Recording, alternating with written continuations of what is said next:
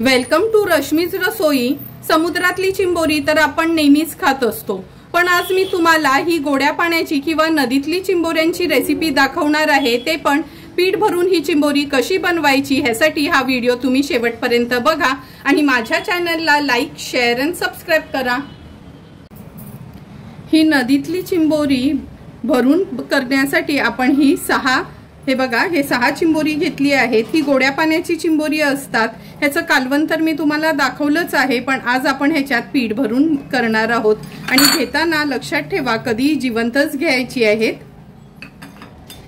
नंतर ह्याच्यात पीठ भरून करण्यासाठी आपण पहिला पीठ तयार करायचं आहे। 1 वाटी आपण भाकरीचे तांदूळ घेतले आहेत, हे धुवून सुकवून घेतले आहेत।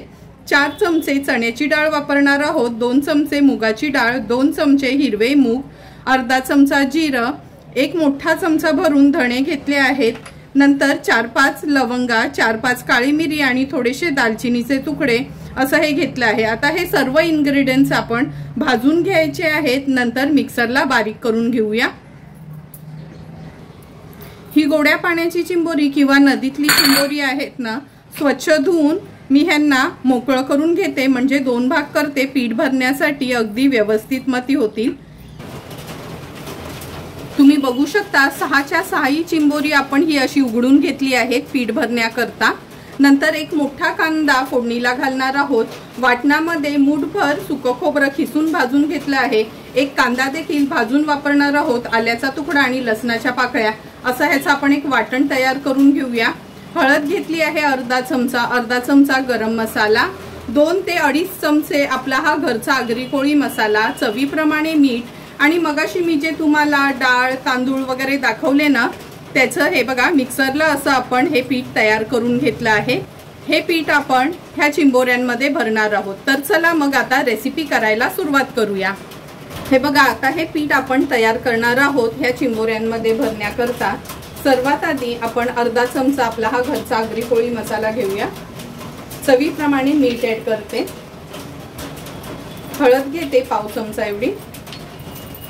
हे जे वाटण आपण वाटून घेतलेलं ना, चमचाभरच वाटण ह्या पिठामध्ये ऍड करूया। आता थोडंसं पाणी मिक्स करून व्यवस्थित आपल्याला हे पीठ असं भिजवून घ्यायचं आहे, म्हणजे ह्याचा गोळा तयार होईल ना, असं पाणी आपल्याला ऍड करायचं आहे।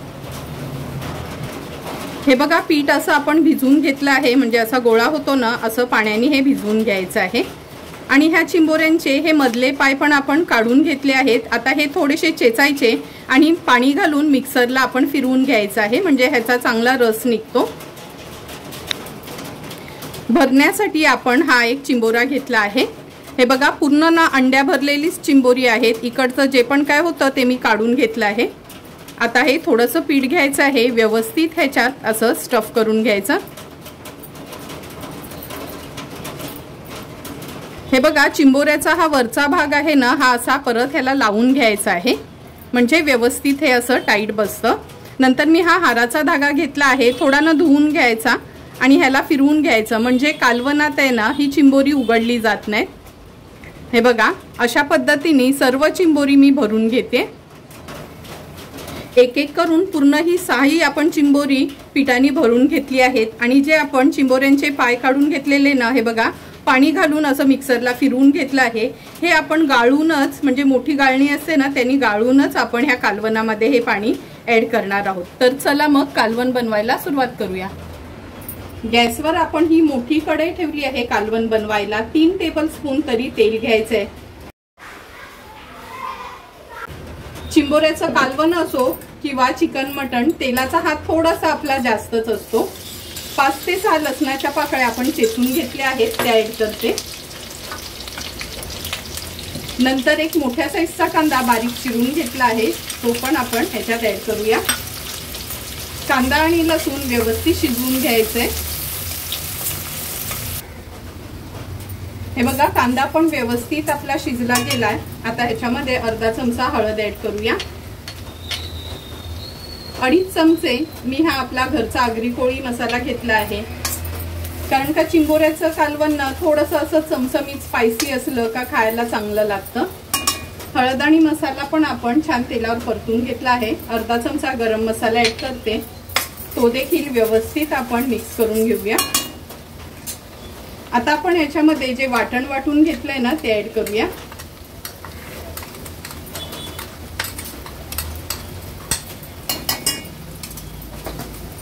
वाटण पण तेलावर आपल्याला छान परतून घ्यायचे।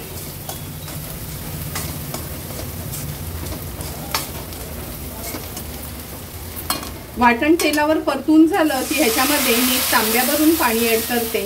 पाण्याचं प्रमाण तुमच्या गरजेप्रमाणे पातळ घट्ट तुम्हाला कसं हवं त्या प्रमाणात तुम्ही पाणी ऍड करू शकता।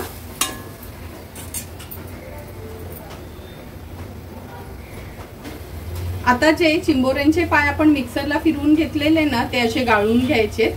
ते पाणी ऍड करायचं म्हणजे कालवणाला खूप चांगली चव येते।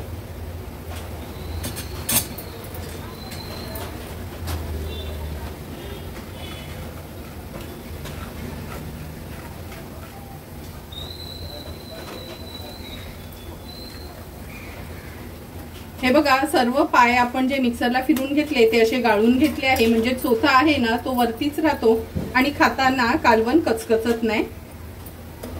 ह्याच्यामध्ये चवीप्रमाणे मीठ ऍड करूया आणि एक उकळी काढून घ्यायची आहे। हे बघा कालवणाला आपल्या छान उकळी आली आहे। व्यवस्थित मिक्स करून घेते। आता एक एक करून ही भरलेली चिंबोरी आहेत ना आपण कालवणात सोडणार आहोत।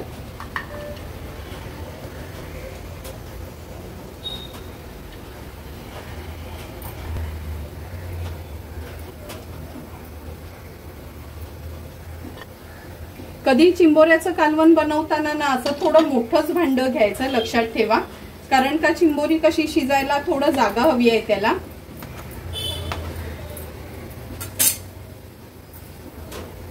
एक पिठाचा गोळा राहिला होता तो देखील मी असा ना कालवणातच सोडते। हा खायला ना कालवणातला खूप छान लागतो। पहिला एक उकळी काढून घेऊया हाय फ्लेमवर। हे बघा कालवणाला पण आपल्या छान उकळी आली आहे। आता ह्याच्यावर झाकण ठेवून लो टू मीडियम फ्लेमवर आपण एक 12 ते 15 मिनिटांसाठी ही चिंबोरी शिजवून घ्यायची आहे। एक सांगते टिप, पूर्ण झाकण द्यायचं नाही, थोडं तरी गॅप ठेवायचं, नाहीतर चिंबोऱ्याचं कालवण ओतू जाईल। 15 मिनिटं झालेत, आपण झाकण उघडून बघूया।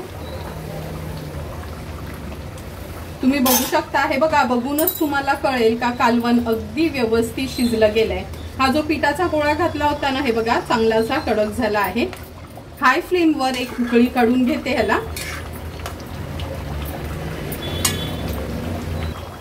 एक 2 मिनिटं झाले, छान उकळी पण आली आहे। आता गॅसची फ्लेम आपण स्विच ऑफ करूया आणि ह्याच्यात खूप सारी कोथिंबीर ऍड करते। सुंदर असं पिठाने भरलेले हे आपले खेकडे तयार झाले आहेत। सुंदर असं तयार झालेलं पीठ भरलेली ही नदीतली चिंबोरी आपण ह्या सर्विंग प्लेट मध्ये सर्व करून घेतोय। तुम्ही बघितलं असेल ग्रेव्ही पण किती छानशी अशी तयार झाली आहे। घरातलेच इन्ग्रेडियंट्स यूज करून अगदी रेस्टॉरंट स्टाईल ही आपण नदीतली चिंबोरी पीठ भरून केली आहे। तुम्हाला पण जर मी बनवलेली ह्या चिंबोऱ्यांची रेसिपी आवडली असेल तर तुम्ही पण नक्की, आता बाजारात ही चिंबोरी भेटली तर नक्की आणा आणि रेसिपी करून बघा आणि मला कमेंट करून सांगा की तुम्ही बनवलेली ही चिंबोरी कशी झाली आहे ती। जर तुम्हाला मी बनवलेल्या ह्या चिंबोऱ्यांचं कालवण आवडलं असेल तर नक्की माझ्या चॅनलला तुम्ही लाईक, शेअर अँड सबस्क्राईब करा। Thank you for watching my video.